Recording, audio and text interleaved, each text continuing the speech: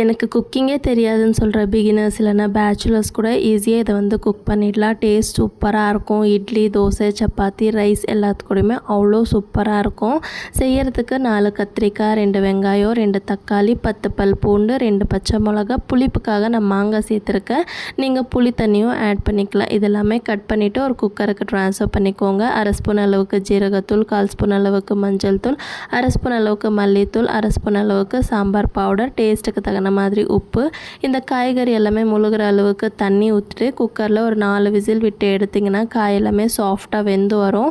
இப்போ இதை வந்து நல்லா ஒரு வாட்டி மேஷ் பண்ணி விட்டுட்டு தாளிப்புக்காக எண்ணெய், கடுகு, பெருங்காயம், கருவேப்பிலை, ஒரு வெங்காயம் சின்ன சின்னதாக கட் பண்ணி போட்டு, வெங்காயம் வந்து ரொம்ப சாட்டே பண்ணக்கூடாது. கொஞ்சம் க்ரன்ச்சியாக இருக்கும்போது சாப்பிட்றதுக்கு அவ்வளோ சூப்பராக இருக்கும். உங்களுக்கு கிரேவி அதிகமாக வேணும்னா நீங்கள் இதில் 2 உருளைக்கிழங்குமே சேர்த்துக்கலாம். டேஸ்ட்டு சூப்பராக இருக்கும். ட்ரை பண்ணி பாருங்கள்.